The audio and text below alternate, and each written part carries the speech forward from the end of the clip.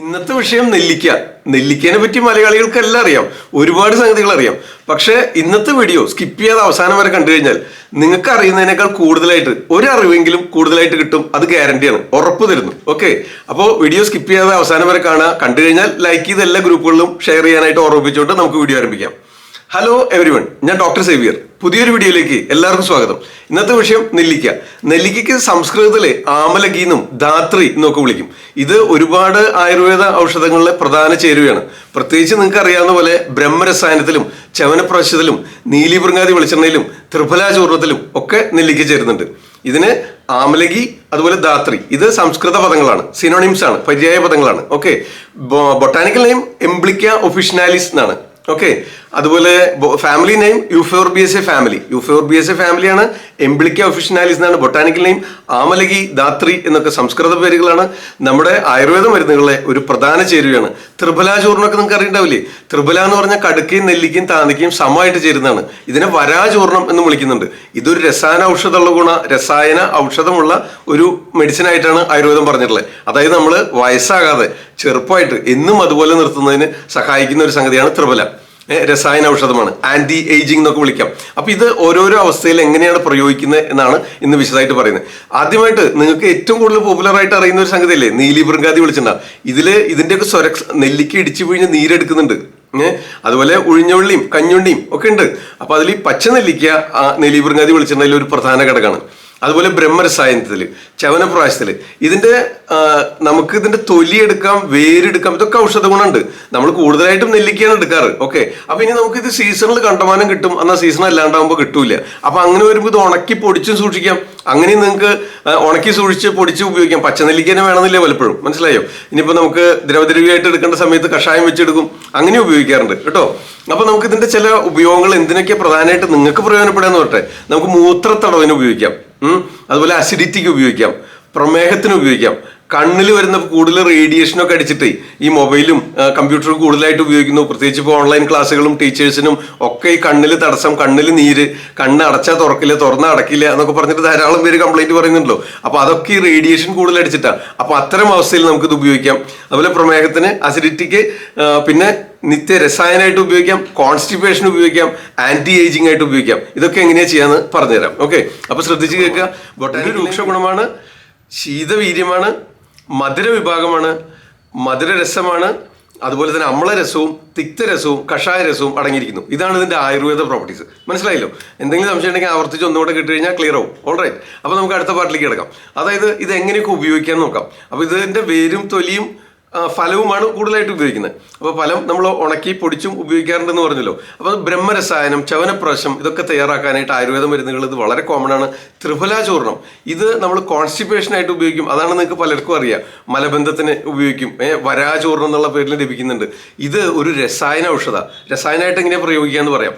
ഈ മലബന്ധം എന്ന് പറയുമ്പോൾ നമുക്ക് കോൺസ്റ്റിപ്പേഷന് മാത്രമല്ല, ഇത് ഉപയോഗിച്ച് കഴിഞ്ഞാൽ നമ്മുടെ മനസ്സിനെ കാമിങ് ആയിട്ട് നിലനിർത്തുന്നതിന്, ബാലൻസ് ആയിട്ട് നിർത്തുന്നതിന്, അതുപോലെ ബുദ്ധി വികാസത്തിന്, ഓർമ്മശക്തി വർദ്ധിപ്പിക്കുന്നതിന്, ബ്രെയിൻ ഫങ്ഷൻ കൂട്ടുന്നതിന്, ഹെയർ ഗ്രോത്ത് കൂടുന്നതിന്, നല്ല ഉറക്കം ലഭിക്കുന്നതിന്, സുഖമായ ശോധന ലഭിക്കുന്നതിന്, ഈ സ്കിന്നിലൊക്കെ വരുന്ന റിങ്കിളിങ് നിയന്ത്രിച്ച് നിർത്തുന്നതിന്, ഇതൊക്കെ ത്രിഫലയുടെ ഗുണമാണ്, രസായന ഗുണമാണ്. അതായത് മുനിമാര്, സന്യാസിമാര് ആ ധ്യാനത്തിലിരിക്കുമ്പോൾ അവർക്ക് ആ കോൺസെൻട്രേഷൻ കിട്ടുന്നതിന് ആയിട്ട് ഇത് ഉപയോഗിച്ചിരുന്നു, അവർക്ക് പ്രായമാവാതിരിക്കാനായിട്ട്. അപ്പോൾ അതെങ്ങനെ ഉപയോഗിക്കാന്ന് വെച്ച് കഴിഞ്ഞാൽ ത്രിഫല ഒരു പാർട്ട് എടുക്കും. അതായത് കടുക്കത്തോട് നെല്ലിക്കത്തോട് താന്നിക്കുള്ളൂ സമമായിട്ട് ചൂർണ്ണാക്കി എടുത്തത് ഒരു പാർട്ട്, അത് 1 ടീസ്പൂൺ എടുത്തു നിൽക്കുക.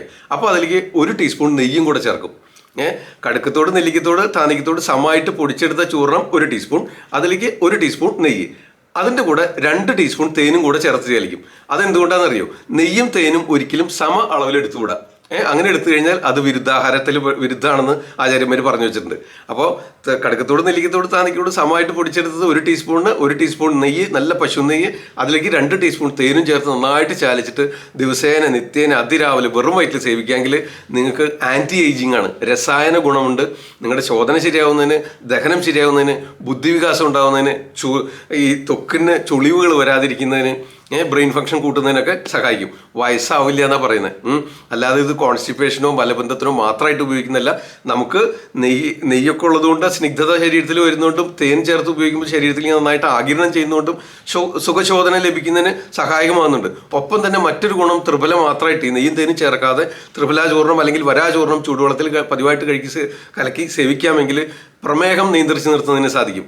അപ്പോൾ കോൺസ്റ്റിപ്പേഷനും ഡയബറ്റീസും ഉള്ളവരാണെങ്കിൽ ഈ ത്രിഫല ചൂർണം അല്ലെങ്കിൽ വരാചൂർണം നിത്യേന 1 ടീസ്പൂണോ 2 ടീസ്പൂണോ നിങ്ങളുടെ ആവശ്യത്തിനനുസരിച്ച് നല്ല തിളച്ച വെള്ളത്തിൽ ഒരു 60 മില്ലി ചൂടുവെള്ളത്തിൽ 1 ടീസ്പൂൺ പൊടിയിട്ട് നന്നായിട്ട് ഇളക്കി ചേർത്ത് സഹിക്കാവുന്ന ചൂടോടെ വെറും വയറ്റിൽ സേവിക്കുക. മീതിച്ചിരി ചൂടുവെള്ളം കുടിക്കുക. വയറ്റിൽ ഇടയ്ക്ക് ചെറുതായിട്ട് ഈ കഫമൊക്കെ ഇളകുമ്പോൾ ചെറുങ്ങനെ വേദനയും ബുദ്ധിമുട്ടൊക്കെ തോന്നും. അപ്പോൾ ഇടയ്ക്കിടയ്ക്ക് കുറേശ്ശെ ചൂടുവെള്ളം കുടിച്ചുകൊണ്ടിരുന്നാൽ നല്ല 2-3 പ്രാവശ്യം മോഷൻ കിട്ടുമ്പോൾ നിങ്ങൾക്ക് നല്ല സുഖമായിരിക്കും. ഓക്കെ, അപ്പോൾ ഇത് നിങ്ങൾക്ക് പരീക്ഷിച്ച് നോക്കാവുന്നതാണ്. അപ്പോൾ രസായനമായിട്ട് ഉപയോഗിക്കുകയാണെങ്കിൽ നെയ്യും തേനും ചേർത്ത് ഉപയോഗിക്കണം. നെയ്യും തേനും ചേർക്കുമ്പോൾ പ്രത്യേകം ശ്രദ്ധിക്കുക, നെയ്യും തേനും സമ അളവായിട്ട് എടുക്കരുത്.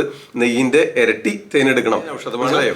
ഈ ചൂർണം തനിയെ ചൂടുവെള്ളത്തിൽ കലക്കി ഉപയോഗിക്കുകയാണെങ്കിൽ വയറ്റിലുണ്ടാകുന്ന കഫക്കെട്ട്, കോൺസ്റ്റിപ്പേഷൻ, മലബന്ധം, അതുപോലെ ഈ പൈൽസുമായി ബന്ധപ്പെട്ട് ശരിയായ ശോധന ലഭിക്കാതിരിക്കുക, ഇത്തരം അവസ്ഥകൾ നല്ലതാണ്.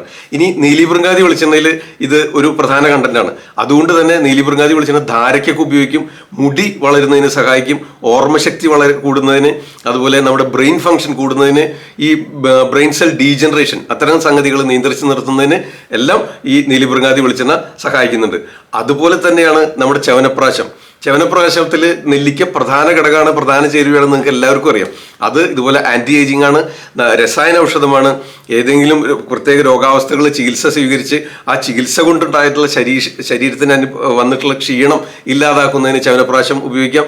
ഇതൊന്നുമില്ലെങ്കിലും നിത്യേന രാവിലെ ചവനപ്രാശം സേവിച്ച് മീത അല്പം പാല് കുടിക്കാമെങ്കിൽ അതൊരു രസായന ഔഷധമാണ്. നിങ്ങളുടെ ഇമ്മ്യൂണിറ്റി ബൂസ്റ്റ് ചെയ്യുന്നതിനും, പ്രത്യേകിച്ച് പലതരം വൈറൽ രോഗങ്ങൾ നമ്മളെ ബാധിച്ചുകൊണ്ടിരിക്കുന്നു.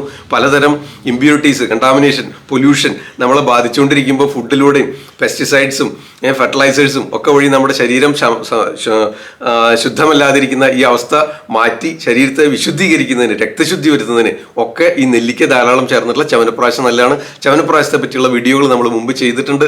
അത് നിങ്ങൾക്ക് കാണണമെങ്കിൽ Dr.T.L.Xavier ചവനപ്രാശം എന്ന് യൂട്യൂബിൽ സെർച്ച് ചെയ്താൽ നിങ്ങൾക്ക് കാണാവുന്നതാണ്. ഓക്കെ, അപ്പോൾ ചവനപ്രാശത്തിന് ഉപയോഗിക്കും. ഇനി മറ്റൊരു ഉപയോഗം പറയട്ടെ. നിങ്ങൾക്ക് ഈ നെല്ലിക്ക ഇടിച്ചു പിഴിഞ്ഞ നീരെടുക്കുക. നെല്ലിക്ക ഇടിച്ചു പിഴിഞ്ഞ നീര് 1 ഔൺസ്, അതിലേക്ക് 1/4 ടീസ്പൂൺ മഞ്ഞൾപ്പൊടി ചേർത്ത് ചാലിച്ചിട്ട് നന്നായിട്ട് മിക്സ് ചെയ്തിട്ട് അത് രാവിലെ വെറും വയറ്റിലും രാത്രി ഡിന്നറിന് 1 മണിക്കൂർ മുമ്പും പതിവായിട്ട് സേവിക്കാമെങ്കിൽ പ്രമേഹം നിയന്ത്രിച്ച് നിർത്തുന്നതിന് സാധിക്കും.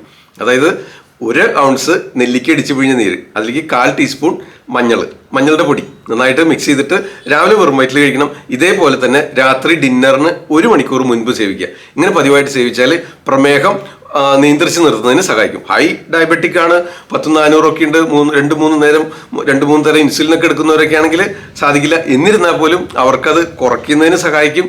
അതുപോലെ തന്നെ ആ ഇൻസുലിനൊക്കെ എടുക്കുന്ന വഴി ഉണ്ടാവുന്ന സൈഡ് എഫക്ട്സോ അല്ലെങ്കിൽ അതുവഴി ഉണ്ടാവുന്ന ക്ഷീണോ ഒക്കെ നിയന്ത്രിച്ച് നിർത്തുന്നതിനും ഇത് കൂടെ കഴിക്കുമ്പോൾ സഹായകവും.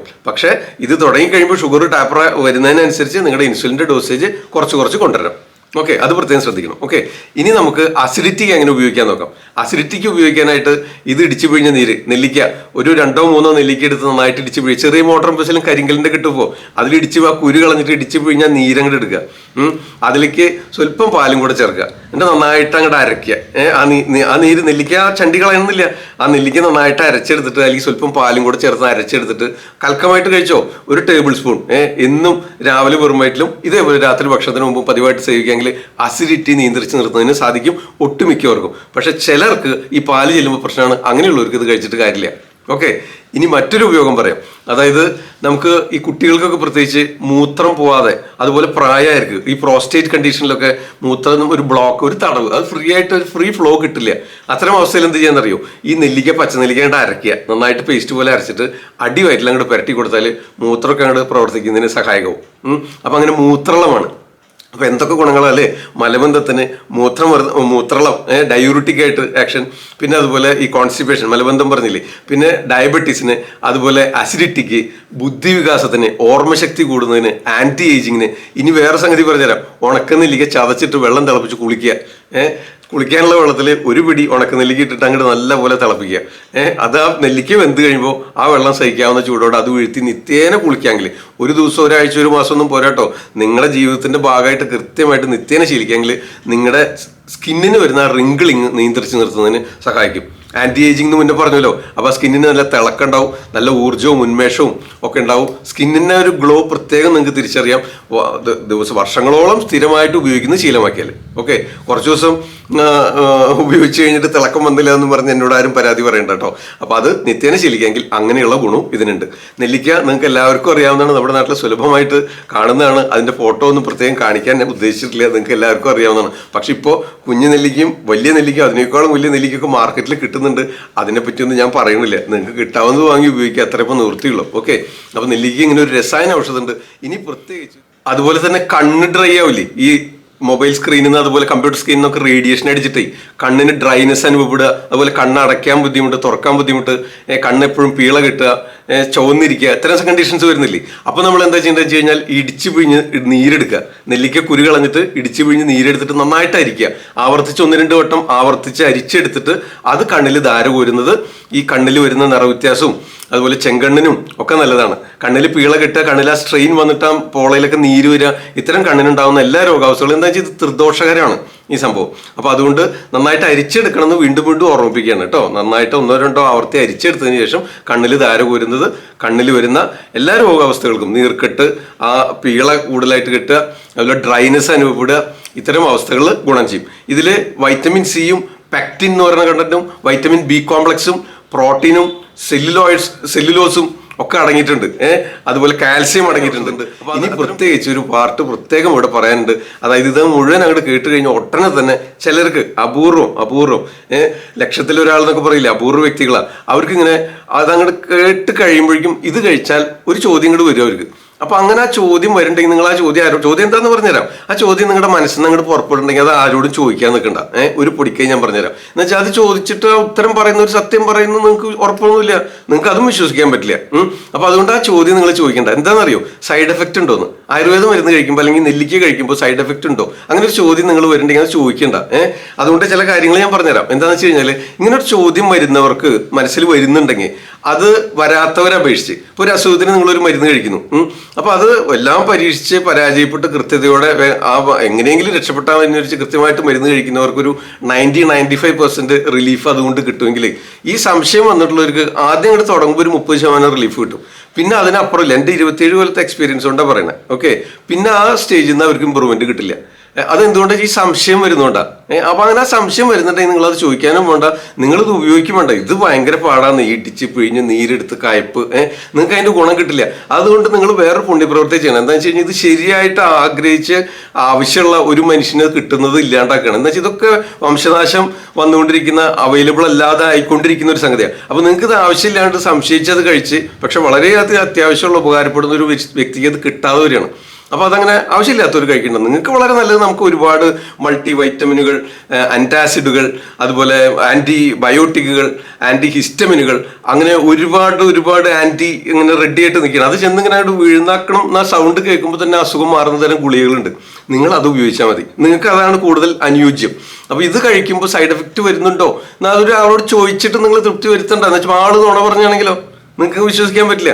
അപ്പോൾ അതുകൊണ്ട് ആ ചോദ്യം വരുന്നുണ്ടെങ്കിൽ ഇത് ഉപയോഗിച്ചാൽ നിങ്ങൾക്ക് അതുകൊണ്ട് വേണ്ടത്ര ഗുണം കിട്ടില്ല എന്നാണ് എൻ്റെ ഒരു അഭിപ്രായം. പറഞ്ഞെന്ന് മാത്രം. ശരിയാണോ? നിങ്ങളൊന്ന് ആലോചിച്ചിട്ട് നിങ്ങൾ തന്നെ നിങ്ങളുടെ യുക്തി വെച്ച് നോക്കൂ കേട്ടോ. എൻ്റെ ഒരു അനുഭവം പറയണേ. അതായത് ഇത് വളരെയധികം ആവശ്യമുള്ള, അത്യാവശ്യമായിട്ട് ഇതിങ്ങനെ ആഗ്രഹിച്ച് ദാഹിച്ച് കഴിക്കുന്നവർക്ക് നല്ല വ്യത്യാസമാണ്. അപ്പൊ അത് ഈ സംശയമുള്ളവർക്ക് ഇത് ഫലം കിട്ടുന്നില്ല. അപ്പൊ നമ്മളത് വേസ്റ്റ് ആക്കണ്ടല്ലോ. നമ്മുടെ പണച്ചെലവും സമയച്ചെലവും അതുപോലെ ഇതാണെങ്കിൽ ഒരു രുചിയില്ല. ഇടിച്ച് പിഴിഞ്ഞ് നീരെടുത്ത് കലക്കി ചൂടുവെള്ളം ചേർത്തൊക്കെ കഴിച്ച് എവിടെ നടക്കാനാ. അപ്പൊ അങ്ങനെ ഒരു സംശയം വരുന്നുണ്ടെങ്കിൽ അത്തരക്കാർ ഇത് കഴിക്കണ്ട. ഓക്കെ, നിങ്ങൾക്ക് മറ്റു മാർഗങ്ങൾ തേടാവുന്നതാണ്. എല്ലാം വളരെ ഫലപ്രദമാണ്, എല്ലാം നല്ലത് തന്നെയാണ് കേട്ടോ. അപ്പൊ ഇത് തന്നെ ഞാൻ നിർബന്ധിക്കുന്നില്ല എന്നർത്ഥം. ഇത് നല്ല വിശ്വാസത്തോടെ, നല്ല ആഗ്രഹത്തോടെ, നല്ല താല്പര്യത്തോടെ നമ്മുടെ ഈശ്വരൻ സൃഷ്ടിച്ച് നമ്മുടെ പ്രകൃതിയിലുള്ള സംഗതി അതിനെപ്പറ്റി കൂടുതൽ അറിയുന്നവർ ഉപയോഗിക്കുമ്പോൾ നല്ല റിസൾട്ടാണ്, നല്ല ഫല. മനസ്സിലായോ? അപ്പോൾ ആ ഒരു കാര്യം കൂടെ ഞാൻ ഇന്നത്തെ വീഡിയോയിൽ ചേർക്കുകയാണ്. അപ്പോൾ ഇത് മറ്റാർക്കും തെറ്റിദ്ധാരണയോ വിഷമങ്ങളോ ഉണ്ടാക്കരുത്. ഞാനത് ചിലർക്ക് വേണ്ടി, വളരെ അപൂർവങ്ങളായ ചിലർക്ക് വേണ്ടി മാത്രം ഒരു വാക്കുകൂടെ ആഡ് ചെയ്തെന്ന് മാത്രം.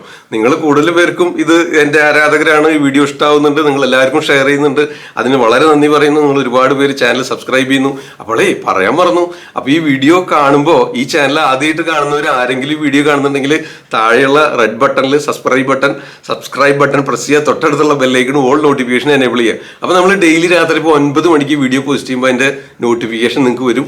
അതിൽ കയറി നിങ്ങൾക്ക് ഡെയിലി കാണാം. സ്കിപ്പ് ചെയ്ത് അവസാനം വരെ കണ്ടു കഴിഞ്ഞാൽ ഒരുപാട് പല അറിവുകളും നിങ്ങൾക്ക് അറിയാത്ത പല സംഗതികളും ഒന്നെങ്കിലും കിട്ടും. ഓക്കെ, അപ്പോൾ ഇതിപ്പോൾ പലർക്കും അറിയണ്ടാവില്ല. ഇപ്പോൾ നിങ്ങൾ കുഞ്ഞുങ്ങൾക്ക് രാത്രി യൂറിൻ പാസ് ചെയ്യാൻ പറ്റാതെ അങ്ങനെ മൂത്രം പോണില്ല, അങ്ങനെ ഒരു അവസ്ഥയിൽ ഒരു കരച്ചിലാവുന്നൊക്കെ ഇച്ചിരി നെല്ലിക്ക ഇത് കൂട്ടി അങ്ങോട്ട് അരച്ചു കഴിഞ്ഞാൽ അടിവയറ്റിൽ അരച്ചങ്ങോട്ട് ഇട്ട് കഴിഞ്ഞാൽ മൂത്രം അങ്ങോട്ട് പുറപ്പെടുവിച്ച സംഗതി എളുപ്പമായില്ലേ. പണ്ടൊക്കെ ഇതിന് വേറൊരു പ്രയോഗം കൂടി ഉണ്ടായിരുന്നു, ഇപ്പൊ ഓർമ്മ വന്നപ്പോൾ പറയാണ്. അതായത് എലിക്കാട്ടല്ലേ ഇപ്പൊ കിട്ടാൻ പണിയാ. എലിക്കാട്ടും നമ്മുടെ ചുരക്ക അതിന്റെ ഉള്ളിലത്തെ ചോറും കൂടി നന്നായിട്ട് അങ്ങോട്ട് അരച്ചിട്ട് അടിവയറ്റിൽ പുരട്ടിയാലും ഇതുപോലെ മൂത്രം പോവും. മൂത്രവിരേചന കേട്ടോ, ഒരു ആഡഡ് പോയിന്റ് കൂടെ ഓർമ്മ വന്നപ്പോൾ ചേർത്തു മാത്രം. അപ്പോൾ വീഡിയോ ഇഷ്ടമായെന്ന് വിചാരിക്കുന്നു. എന്തെങ്കിലും സംശയം ഉണ്ടെങ്കിൽ ആവർത്തിക്കാണ്. എല്ലാ ഗ്രൂപ്പുകളിലും ഷെയർ ചെയ്യുക. അതിനു മുമ്പ് ലൈക്ക് ചെയ്യാൻ മറക്കരുത്. തൽക്കാലം നിർത്തുന്നു. മറ്റൊരു വീഡിയോയിൽ നാളെ രാത്രി 9 മണിക്ക് വീണ്ടും കാണാം. നന്ദി, നമസ്കാരം. ഞാൻ ഡോക്ടർ സേവിയർ. ആദ്യം ആയുർവേദം.